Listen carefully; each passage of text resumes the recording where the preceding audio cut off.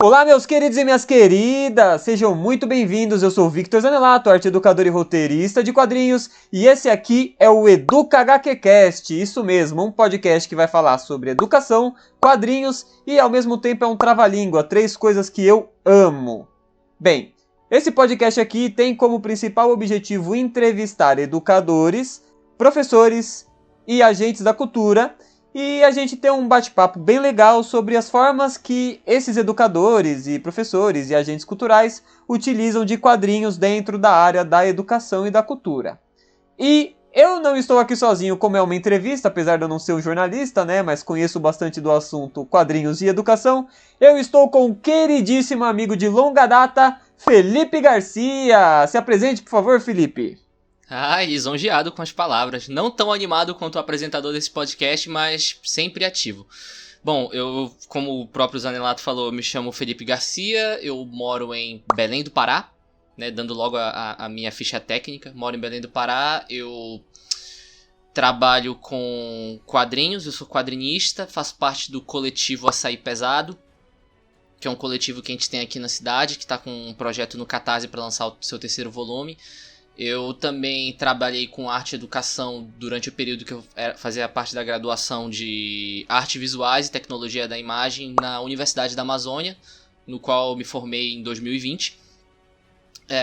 Também já trabalhei com comunicação na Rádio Conexão MB, que foi uma rádio escolar que eu fundei junto com alguns camaradas aqui em Belém, que foi um projeto de educação muito bom e que até hoje existe ainda, e participo lá do Super Amishes como podcaster e tenho o Muta Show também, que é um outro podcast da casa.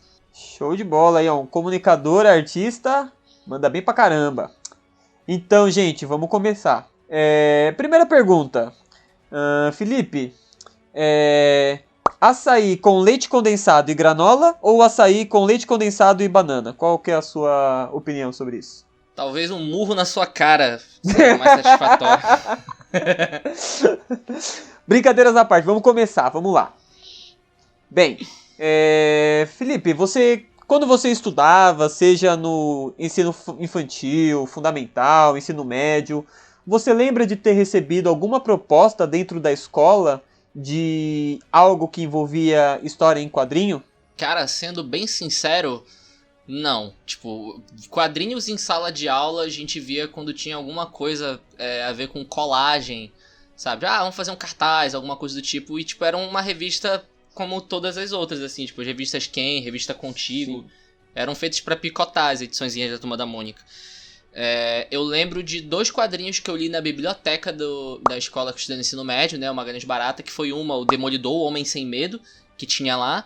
E o Contrato com Deus, do Will Eisner. Uhum. Essas edições eu tive acesso quando eu era adolescente na biblioteca da escola, mas só. Eu não tive nenhum outro contato no ensino médio em relação a isso. Sim, então não foi tipo uma coisa que o professor falou, olha, Felipe, tem lá na... Não, foi tipo olhando no meio dos livros, dessas coisas, né? E daí você encontrou o quadrinho lá, mas você na época, você é um leitor de quadrinho, né? Mas você, tipo, Sim. Não comentou sobre isso, mas produz quadrinho, acredito que já seja leitor há bastante tempo. E no caso, época eu te conheço. Mas, na época que isso aconteceu, você já lia quadrinho? Esse tipo de envolvimento chegou nessa época? Foi antes? Como é que foi? Já, tipo, eu leio quadrinho desde que eu sou uma criança... Tipo, desde criancinha, sabe? Porque eu vi o filme do Homem-Aranha no cinema e fiquei maluco pelo personagem e queria consumir tudo que tivesse ele.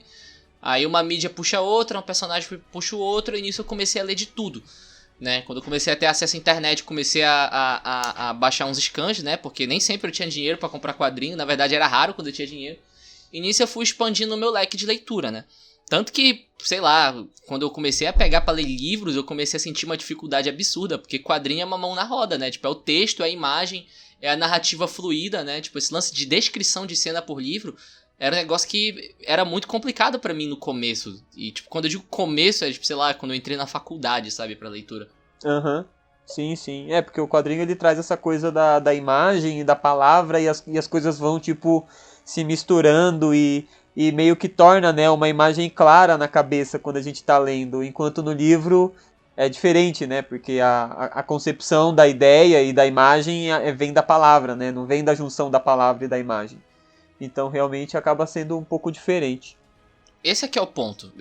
Como eu fui treinado a vida inteira lendo quadrinhos, né? E dentro da escola, dentro de sala de aula, o máximo que eu tinha contato com quadrinho era nos livros de português, que tinha as tiras da Laerte, do Angeli, do Adão, sabe? Da Mafalda, que sempre tem livros de português e tal, e são tiras bem curtas, né? Eu ficava pensando assim, tipo, cara, por que eu tô me torturando lendo livros, sendo que o quadrinho é muito mais fácil de se consumir, pelo menos pra mim, né? É muito mais prazeroso a leitura, é muito mais dinâmica, é muito mais rápida, né?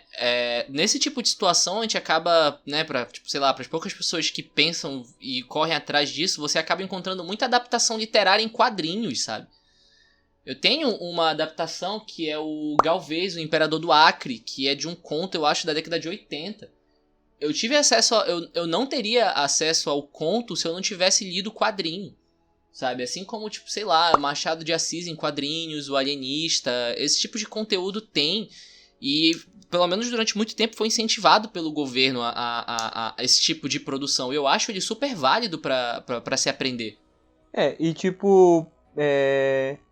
A gente ter quadrinho dentro da escola é muito importante, por mais que o professor às vezes não utilize-se disso, né, na parte de dentro de sala de aula, né, passando o seu tipo de conteúdo, né, abrangendo a matéria que ele aborda.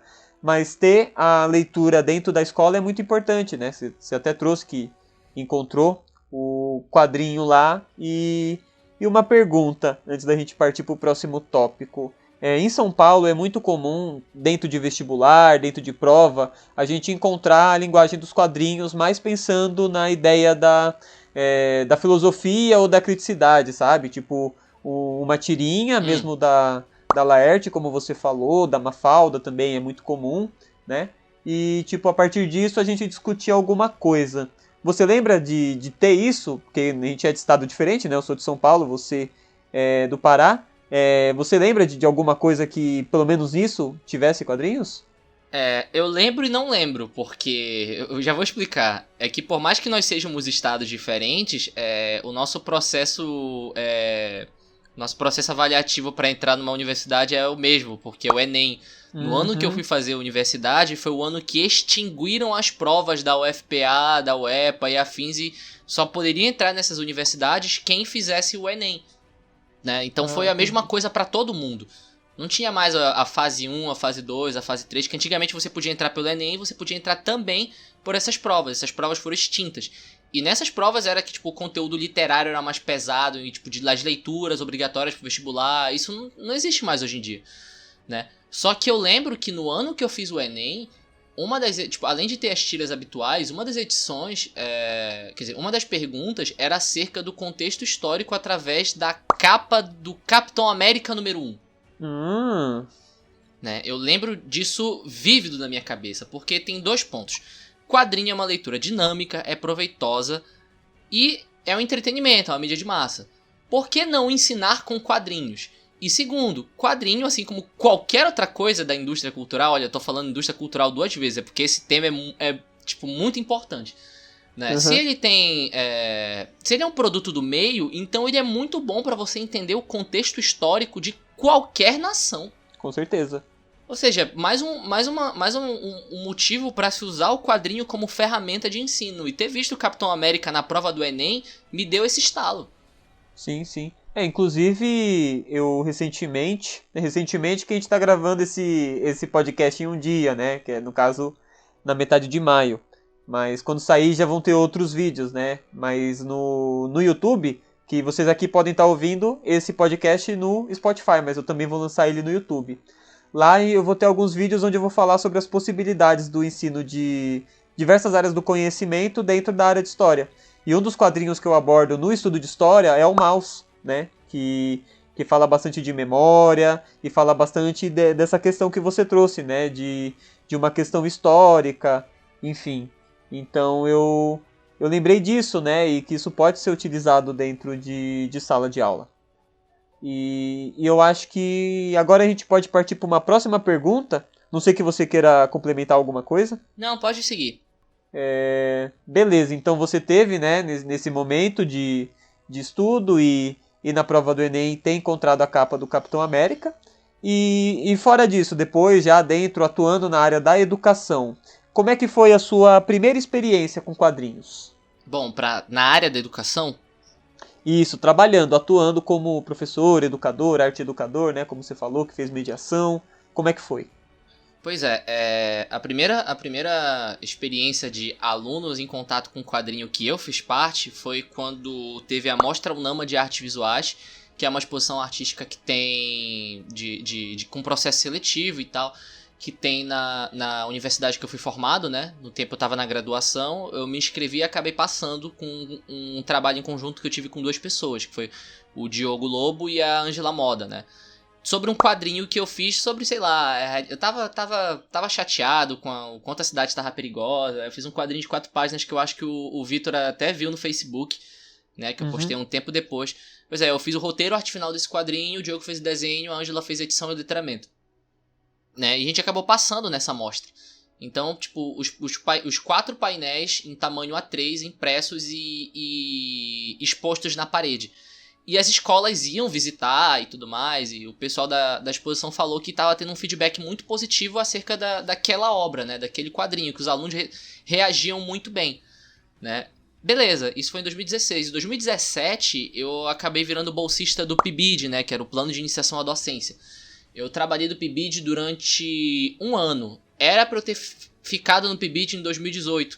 Mas aí, 2018, Michel Temer era presidente, ele decidiu que o problema do Brasil é esses bolsistas aí que recebem dinheiro demais e acabou sucateando o projeto, perdi minha bolsa, acabou tudo, sabe? Mas eu passei um ano muito produtivo no PIBID, né? E tipo, eu fui dar aula, era uma vez por semana, numa escola chamada Liceu Mestres e Artes Raimundo Cardoso, que fica no distrito de Coraci. É uma escola de periferia. E o projeto que eu tive, que eu trabalhei durante um ano com os meus alunos, foi um projeto de montar quadrinhos, né? Tipo, eu ensinava teoricamente os quadrinhos para os alunos na faixa de 9 anos a 13 anos, né? Que eram os alunos que eu dava aula na minha sala. Que era tipo, olha só, quadrinho, existe onomatopeia, existe balão de diálogo, esse balão simboliza tal, isso tal. A configuração do quadrinho... do quadrinho que a gente lê normalmente, ela vai do canto inferior esquerdo pro canto... do canto superior esquerdo pro canto inferior direito. O mangá é o oposto disso. Claro que não falando nessa linguagem técnica que eu falo, sabe? Mas eu explicando ponto por ponto. Criação de roteiro, eu fiz uma brincadeirinha com eles, que eu desenhei um boneco no quadro chamado Juca. E eu pedi para os alunos contarem a história desse Juca. Em cada um me dava uma sugestão de onde ele trabalhava, o que ele fazia, as roupas que ele vestia. E nisso eu ia desenhando no quadro, sabe? E depois cada um dos alunos criou o seu Juca. Tipo, onde é que ele mora? Ele tem namorada? Se relaciona com quem? Sabe? Nisso eu fui dando as coisas e tal, e desenhando no quadro, pedindo para eles fazerem seus próprios Jucas, né?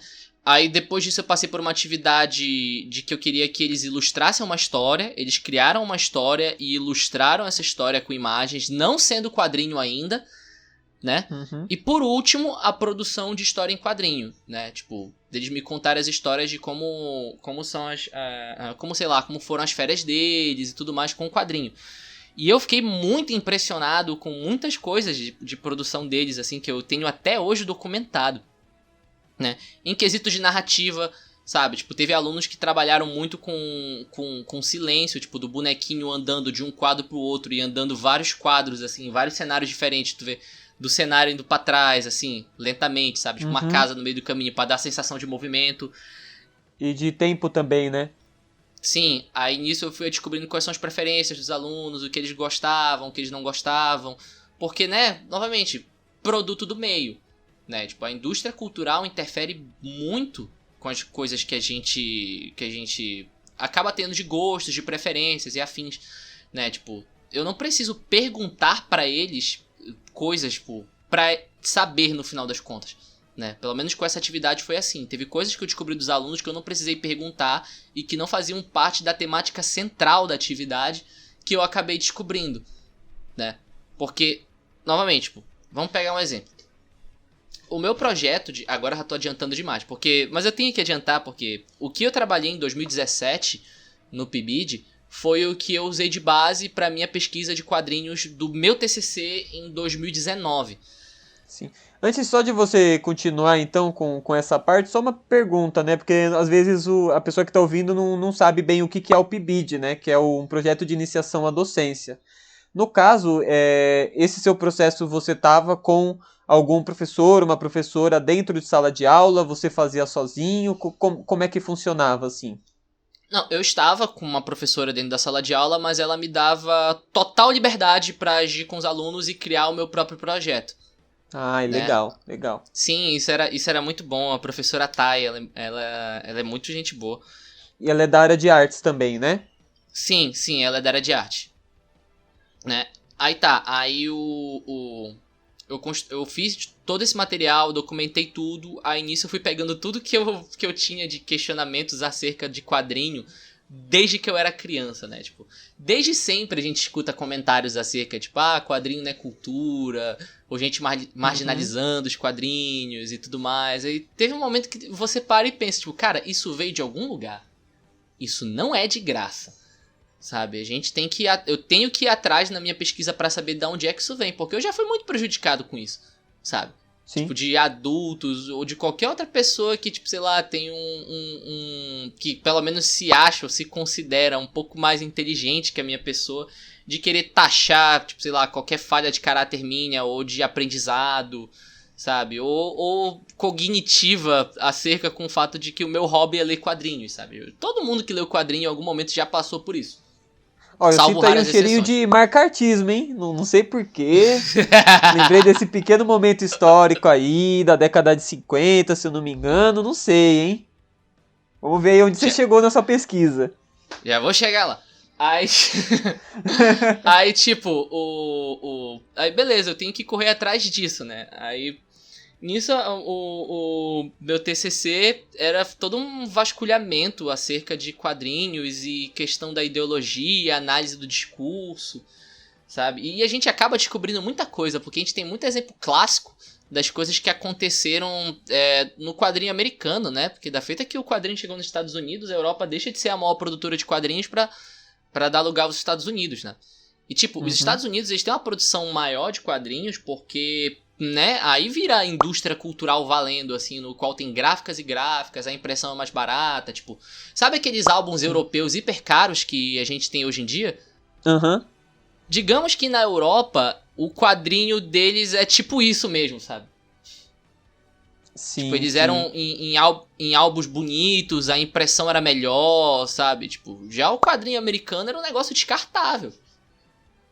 Então, Né? nesse quesito deu um pouco mais de democratização, né? Por causa de acesso à compra, digamos assim. Sim. Ou não? Falei, nossa, falei uma besteira aqui. Não, cara, quadrinho foi a mídia mais consumida antes da televisão surgir. Beleza, tipo, quadrinhos surgiram da onde? Primeiro a gente tem que pensar de onde é que surgiu a ilustração, de onde é que surgiu a escrita.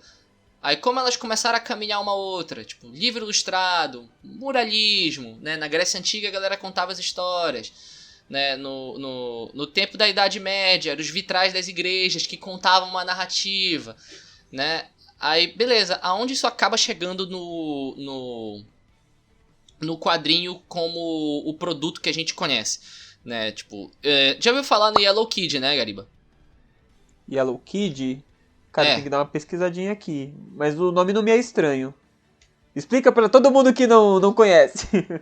Tá, o Yellow Kid é o maior revisionismo histórico filha da puta que os americanos fizeram com as histórias em quadrinhos, né? Porque se tu for fazer uma pesquisa... Cara, teve professor meu que deu disciplina, que teve que falar história em quadrinho e falou que o primeiro quadrinho criado é o Yellow Kid, quando isso é mentira.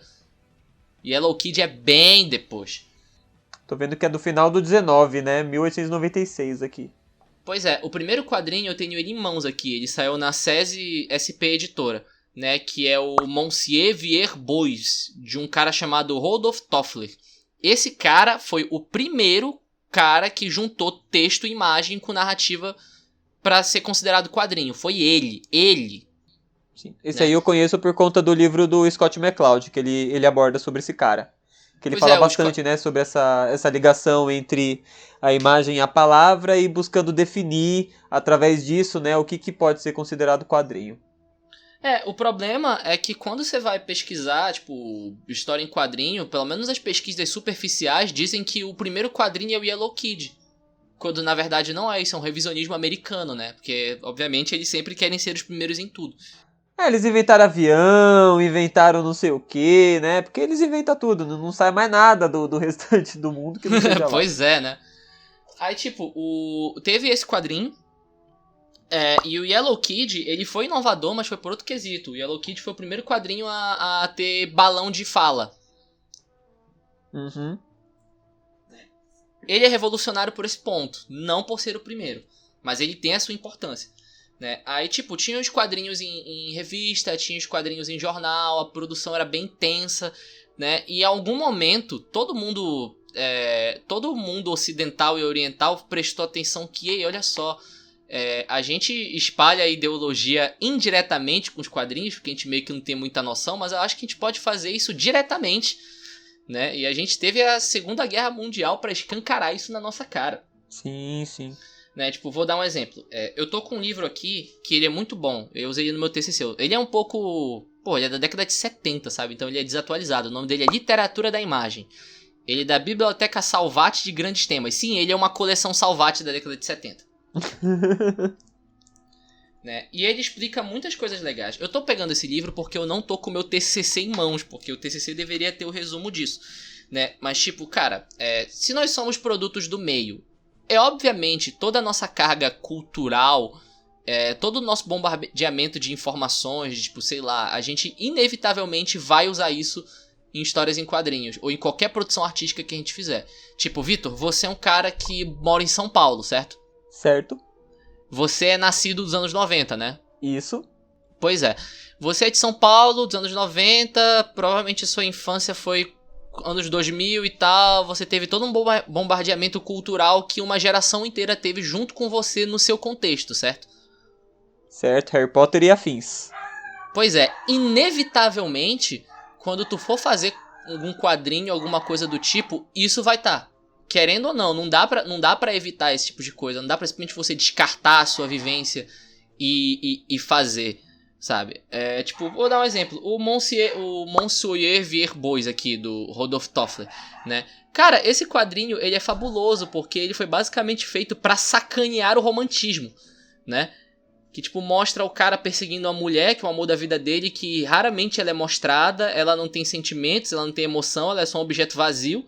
E, literalmente, toda vez que ele não consegue a mulher, ele tenta se matar. Caramba. É muito engraçado, cara, porque, tipo, ele tenta se matar e toda vez ele não consegue e ele acaba criando uma confusão pior, sabe? Sim. Aí, tipo, isso é uma crítica gigantesca ao romantismo, que era justamente a corrente que fazia sucesso na época, sabe? Assim como, sei lá, os quadrinhos americanos indiretamente espalhavam o American Way of Life, assim como o quadrinho alemão também tinha suas particularidades. Cada um deles tinha a sua ideologia de nação, cara. Então isso já quebra as pernas logo do cara que fala que gostava de quadrinho na época que não tinha ideologia. Impossível. Que era uma discussão que começou a se aflorar na internet, na época, 2017, 2018... né, que era qualquer pauta acerca de representatividade, a galera falava que eu não gostava de quadrinho com ideologia, sabe? Até porque na década de 50 a gente tava tendo um cara lá que tava falando que quadrinhos tinham ideologia, né? E o cara fala que, tipo, nunca gostei. Se na década de 50, meu amigo, se na década de 50 tinha ideologia, você acha que quando você lia não tinha também? Palhaçada. Esse é que é o ponto. A indústria cultural... a galera presta atenção que a indústria cultural ela tem um alcance grande para você fomentar esse tipo de coisa nas populações, ela vai ser ativa nisso, ela vai ser incentivada a isso, né? Tipo, cara, o Walt Disney veio pro Brasil ele fez um filme em animação que criava um clima de amizade e animosidade entre o Brasil e os Estados Unidos na época do Roosevelt com Getúlio Vargas, sabe? Uhum.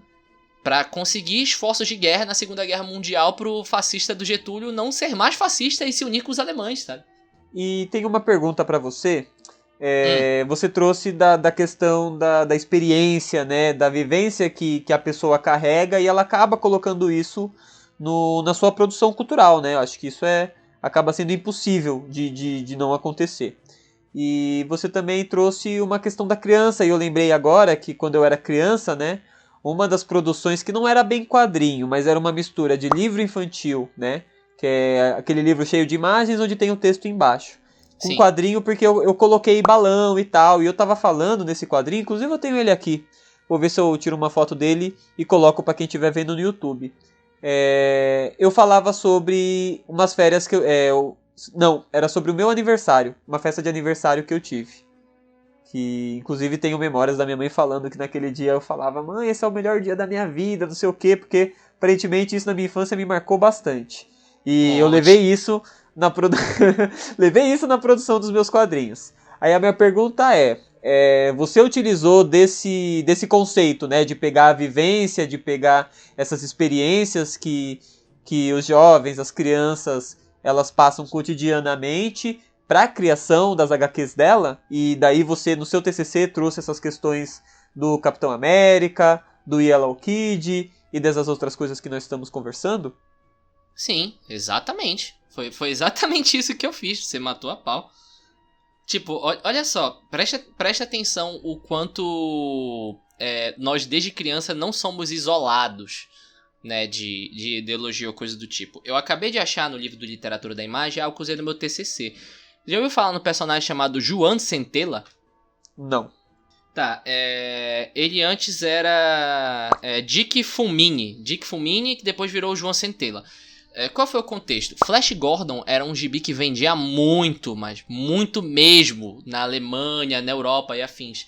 E acabou rolando o nazifascismo, né? E o Flash Gordon era um personagem americano, tiveram que parar com a venda do Flash Gordon lá, porque, né, ideais americanos e tudo mais, eles são inimigos.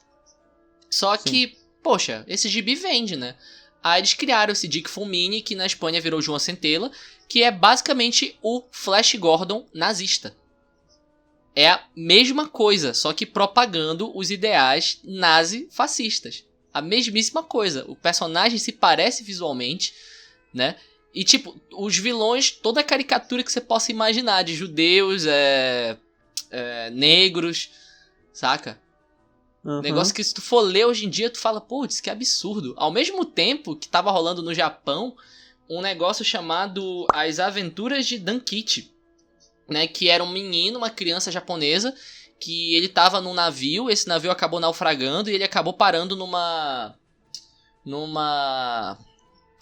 ilha africana. E quando acaba esse gibi, ele acaba colonizando a ilha africana. Né? E tipo, Caramba! as páginas... isso é muito antigo. Eu posso dizer que é tipo, sei lá, 1912, por aí.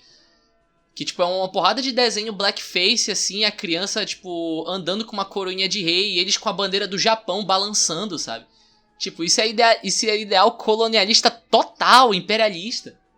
Sim, inclusive tem uma história das aventuras de Tintin, né? Que as pessoas conhecem pela animação, mas é história em quadrinho, que traz exatamente a mesma coisa, se eu não me engano, na colonização francesa no Senegal. Preciso encontrar esse. Se eu tiver encontrado, galera, vai estar nas imagens aí o também no Tintin vídeo. no Congo. É no É o Congo. Tintin no Isso. Congo. Eu tenho. Que no final o Tintin vai lá, pinta e borda, faz merda pra caralho e todo mundo exalta ele como um deus. É a mesma coisa, cara, em épocas diferentes e tempos diferentes, mas é a mesmíssima coisa.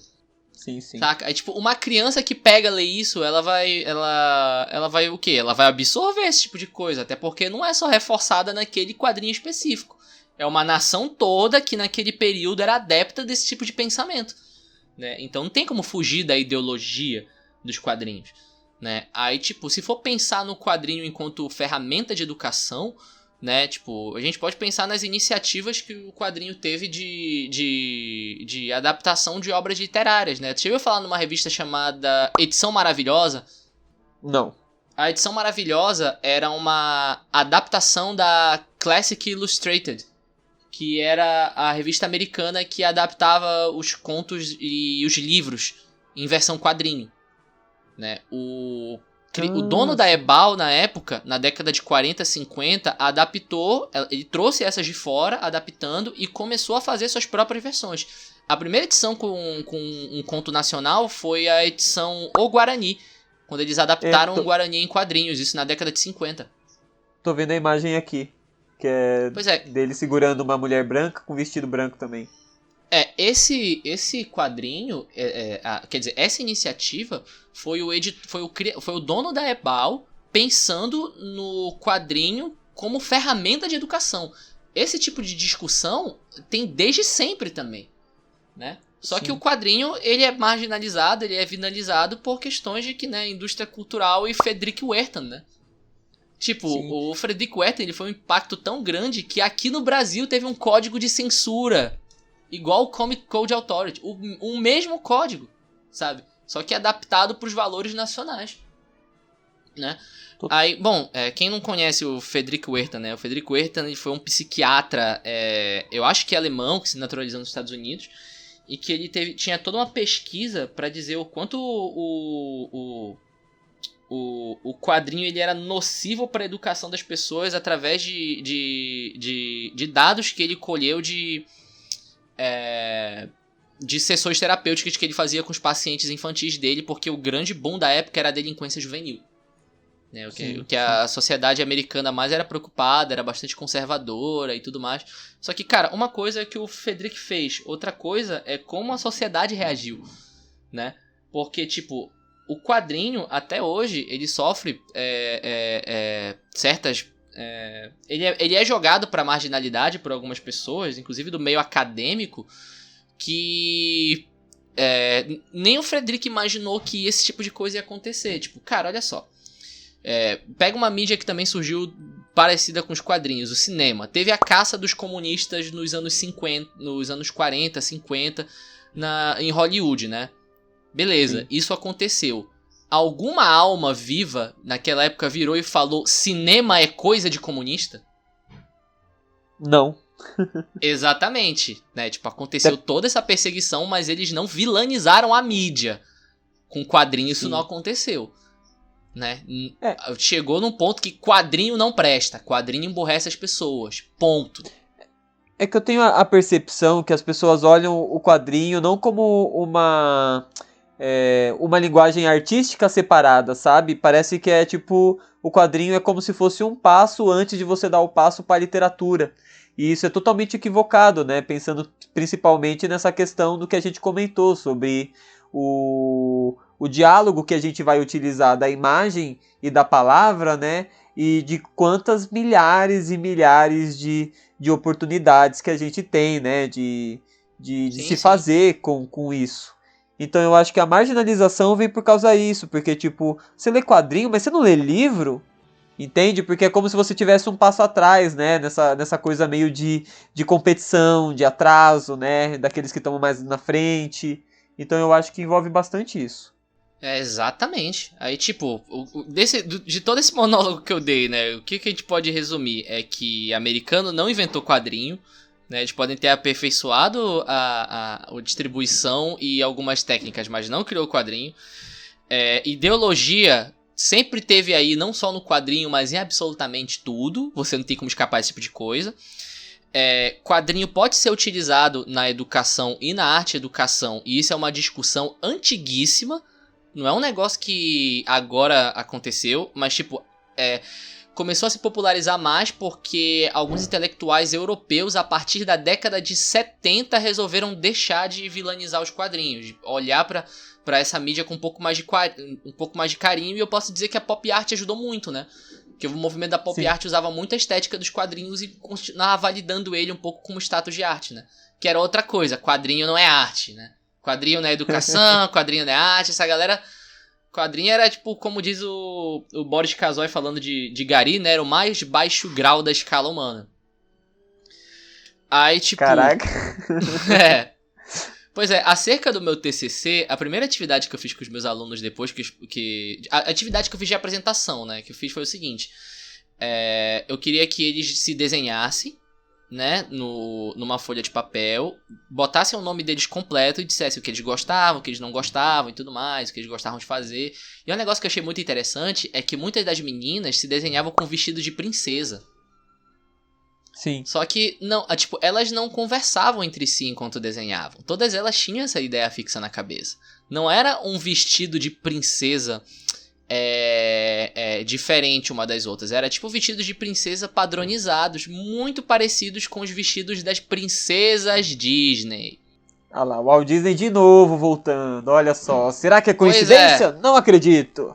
Pois é, elas fazem parte de uma sociedade, elas fazem parte de uma geração no qual elas tiveram contato com as princesas Disney. Né? Uma produção americana conseguiu chegar na periferia de Coraci, distrito de Belém.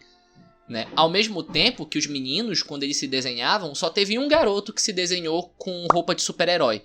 O resto, todos se desenhavam com roupas de uniforme de futebol. Sabe? Aí nisso você já começa a pescar quais são os interesses, quais são os gostos dos alunos. Isso sem perguntar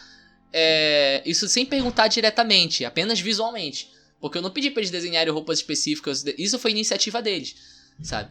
E no quadrinho, esse tipo de coisa foi acontecendo, né? Tipo, teve uma menina que ela relatou a passagem dela no cinema, tipo, nas férias eu fui muito pro cinema, e ela se desenhou com a amiga dela na tela de cinema. E tu sabe qual foi que ela desenhou dentro da tela? O quê? Os Minions. Então ela se desenhou ao lado dos Minions porque ela foi assistir esse filme. Não, tipo, ela se desenhou sentada no cinema e a tela, o filme que tava passando, eram vários Minions que ela tinha desenhado na tela. Ah, agora entendi. Achei que ela tinha se desenhado na tela. Caramba, cara, que legal. Pois é, aí, tipo, teve... Como eles brincam com a narrativa também, né? Porque, tipo, eu trouxe como, né, dificuldades de desenho e tudo mais, né? Tipo, em relação a traços firmes. E eu sei o quanto os alunos podem se sentir inseguros com seus desenhos. Eu trouxe folhas de papel com os quadros predispostos. Diversos quadros, isso é interessante. diversas formatações de quadros e tal. E nisso eles iam escolhendo e iam pegando pra criar as histórias. Né? Era muito interessante, porque tinha umas histórias assim que, tipo, sei lá, o aluno fazia ilustração no quadro direito e no quadro esquerdo, e no quadro direito o balão de fala ou a descrição da cena, sabe? Aí ficava muito próximo mais a um livro ilustrado do que um quadrinho, sabe? Sim. Ao mesmo, tipo, o modo de exposição de texto e tudo mais, e nisso, tipo, a cabeça do arte educador aqui ia pirando conforme as informações que eles iam me dando, sabe? Material pra trabalhar, né? Sim, aí nisso você acaba, tipo, descobrindo muita coisa sobre os alunos. Cara, você descobre, tipo, até problemas familiares dos alunos através disso. Porque quando a gente expressa essas coisas artisticamente, principalmente criança, cara, não é por acaso que psicologia infantil utiliza-se muito do desenho, né? Porque tá expresso na forma de se expressar, né? Expresso na forma de se expressar é ótimo, mas tipo, essas coisas elas são expressas nessas inspirações, né? De criação, de imaginação. Então ela vai se utilizar dessa vivência, dessa experiência. Então, muito legal esse trampo aí que você fez. Sim, esse aqui é o ponto, tipo, não dá pra fugir ou minimizar esse tipo de coisa. O quadrinho, ele é importantíssimo na arte educação e na educação em si, né? Um dos motivos que eu fui fazer o meu TCC sobre quadrinhos, né? Porque, bom, eu já trabalhei com educação através de comunicação, rádio, afins, né? Mas o que eu tive que me impor para fazer quadrinhos, isso inclusive enquanto quadrinista, né? Porque eu sou quadrinista também, é que quanto mais a gente trazer essa discussão pra academia, menos ela vai ser um elefante na sala, sabe? E tipo, a ferramenta tá lá, cara. É uma ferramenta muito boa, muito didática de se trabalhar, então a gente tem que fazer. A gente não pode, tipo, tem que fazer. Ignorar ou negligenciar, sendo que ela tá lá pra ajudar a gente, sabe? Sim, e o objetivo desse podcast é exatamente isso, né? A gente conseguir transmitir essa potência e esse leque de possibilidades que se dá para utilizar quadrinhos, né? Você trouxe as suas experiências, mas aí a gente também vai trazer outros educadores que vão ter outras experiências, porque a realidade é essa, né? É uma mídia tão rica, né, para você se explorar. A gente falou bastante hoje de história, né, de sociologia, mas também quadrinhos que falam sobre animais, né? Quadrinhos que abordam outras questões, então, enfim. E uma última pergunta, antes das considerações finais. Opa, diga. Eu gostaria que você falasse um pouco se você encontrou alguma dificuldade específica na aplicação dos quadrinhos dentro de sala de aula, ou do contato com os outros educadores, professores, ou mesmo com a instituição, né, com a supervisão não, com a coordenação, enfim. Gostaria que você falasse um pouco dessa parte mais de problemas que surgiram, se surgiram no caso. Por incrível que pareça, eu não tive, né? Tipo, a dificuldade que eu tive em relação à implementação disso em sala de aula era por questões da minha própria inexperiência, sabe? Tipo, eu ainda tava na graduação, ainda tava tentando descobrir como as coisas funcionavam, como era lidar com alunos com sala de aula, né? O liceu é uma escola de periferia, muitos alunos têm problemas pessoais em casa e coisas do tipo que costumam extravasar dentro de sala de aula, sabe? Então vem aquela energia a mais. Mas, tipo, conforme o tempo foi passando, esse tipo de coisa foi se amenizando.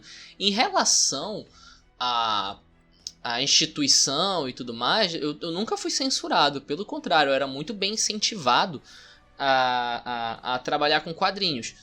Só que, bom, eu já tive relatos de pessoas que já foram desmotivadas, sabe? Eu já vi, tipo, sei lá, já vi trabalhos acadêmicos de quadrinhos que o resultado final foi diretamente afetado por esse tipo de coisa, sabe? Por sorte, não aconteceu comigo, apesar de eu ter tido uma dança de cadeiras com orientadores, sabe? Tipo, eu passei por 6 orientadores até conseguir se fixar com um, no intervalo de 2 anos. Sim. Isso por conta da própria linguagem dos quadrinhos ou por motivos diversos? As duas coisas. Né? Que, tipo, um me encaminhava pro outro, tipo, olha só, eu acho que essa pessoa aqui, ela, tipo, combina mais com a proposta do que tu quer, sabe? Tipo, porque eu não sou tão experiente assim com quadrinho, sabe? Ou com texto e imagem, esse tipo de coisa. Ou simplesmente, tipo, eu fiquei ocupado demais, eu vou ter que te repassar pra outra pessoa, sabe? Sim, aí isso eu passei por 6 orientadores. Pra 2 anos é tipo uma média aí de 4 meses tá mudando de orientação. Sim. Aí é engraçado, que é tipo, tu pega e faz todo um trabalho com uma pessoa, aí chega pra outra e fala, porra, mas eu acho que tu podia trabalhar melhor nessa vertente aqui. Aí tu vai, muda completamente o teu TCC, aí tem que passar de outra pra outra. Ah, que legal. Então, tipo, das suas experiências mesmo na escola não veio, mas isso que é interessante, né? Que eu acho que como você é ainda um leitor de quadrinho e voltou a estudar quadrinho na faculdade, né? De uma forma de coisas que inclusive você trouxe aqui, né? Acredito que isso faz parte da pesquisa do seu TCC, como a gente está falando. Mas isso acabou te impulsionando a, tipo, levar isso para a área da educação. E eu acredito que isso pode se expandir para outras linguagens artísticas, né? Professores que gostam de cinema, professores que gostam de literatura, enfim, da gente tá pensando nessa forma, né? Como é até a sua área de artes, de se levar a coisas diferentes. Esse aqui é um podcast que vai falar sobre educação e quadrinhos, né? Mas poderia ser educação em cinema, educação em literatura, educação em pintura e assim por diante. Ah, com certeza. Vou pedir então, Felipe, para que você dê agora as suas considerações, o que você achou desse bate-papo, né? Alguma coisa que você queira falar para os ouvintes aí que estão curtindo o podcast. Também já emenda o seu jabá, fala um pouco mais especificamente, né? Que você falou ali no começo, que faz podcast, fala sobre o que é e etc. Então, fica à vontade, meu queridíssimo. Bom, minhas considerações finais, eu primeiro gostaria de agradecer o bate-papo, né? Que foi divertidíssimo. Agradecer também pelo espaço de poder falar sobre quadrinho, arte e educação, que era algo que eu sentia muita saudade de falar, né? Em relação a tudo que eu fiz com quadrinhos e, sei lá, o que eu ainda posso fazer, que eu posso falar como consideração final é o seguinte, cara, olha só, a gente falou nesse pouco espaço de tempo sobre conceito de ideologia, né? Não conceito, tô exagerando, mas tipo, sobre ideologia nos quadrinhos, né? A gente falou sobre narrativa de imagem, sobre arte e educação, sobre questões de contexto histórico, de nações. A gente abordou muito tema e todos eles giram em torno apenas de o quadrinho. Né? Tipo, olha o quanto a gente falou apenas quando a discussão entrou em quadrinho. Então, o quadrinho, ele é esse tipo de plataforma, essa mídia, essa ferramenta, né, que pode puxar e agregar esse tipo de assunto ou qualquer outro tipo de assunto. Tipo, não há limites para o que a gente pode fazer com o quadrinho. E eu acho que a mensagem final que eu posso deixar é essa. Tipo, se você tem o impulso de querer trabalhar com quadrinho, tanto em produção de quadrinho quanto academicamente, vai lá e faz. Porque não só tu vai expandir a tua cabeça, como tu vai expandir a cabeça de muita gente nesse processo.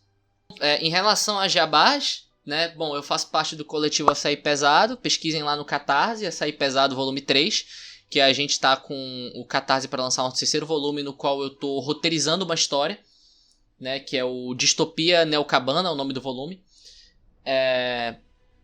Eu também sou podcaster, né? Eu faço parte do Bem Amish, né? Do podcast Super Amish, mas agora o projeto que eu tô mais dando atenção é o Muta Show, que é o podcast sobre o desenho dos X-Men de 1992. Cada episódio do podcast é resenhando cada episódio do desenho. Eu sou o apresentador do podcast e eu posso dizer que é uma das coisas mais divertidas que eu já participei na minha vida. Não é igual o podcast de Cavaleiro do Zodíaco, que a gente dói pra poder gravar? Não, cara, não. Eu vou dizer que a experiência é bem diferente. Inclusive, sigam a gente no Instagram. O Instagram é @mutashow, tudo junto, só que ao invés do S do show, vocês trocam por um X, né? Esse trocadilho, na verdade, mais difícil de taxar a gente do que qualquer outra coisa. Né, mas, tipo, provavelmente o Vitor vai colocar nos comentários aí ou na descrição do YouTube, alguma coisa do tipo, o link de tudo que eu tô falando. Sim, com certeza. Pode deixar comigo. Então é isso, primeiramente, muito obrigado aí por comparecer, Felipe, feliz de ter sido um assunto que rendeu muito, até mais do que eu esperava, fiquei muito contente, né, com o que a gente fez aqui hoje, e gostaria de convidar vocês que estão ouvindo, você, professor, educador, que utiliza-se de quadrinhos e em ambiente educativo, cultural, troca uma ideia comigo, vem participar do podcast também, quero ouvir todo mundo que tiver a fim de falar, porque eu acho que esse tipo de experiência vai ser muito importante para todo mundo que acompanhar o podcast, para ampliar cada vez mais, né, os nossos repertórios, para possibilidades mesmo, né, para utilizarmos dentro de sala de aula. Vou também fazer o meu jabazinho aqui, aproveitar que o podcast é meu também. Se vocês gostam de quadrinho, vou pedir para vocês seguirem o @molotovhq, que é um coletivo de quadrinhos, um estúdio, onde eu trabalho como roteirista e eu abordo histórias que se passam em torno do ABC Paulista. E se também vocês estão curtindo esse podcast no Spotify, peço para vocês também se inscreverem no meu canal do YouTube, que é o Educa AHQ. E lá vocês vão encontrar vídeos onde eu vou falar também, né, sobre as possibilidades de quadrinhos dentro de história, biologia, geografia, sociologia e matemática também, se eu conseguir dar um grande duplo twist carpado, porque tá sendo um roteiro difícil de montar, mas eu vou conseguir. Então é isso, galera. Muito obrigado. Valeu, falou e até mais. Tchau, tchau. Tchau!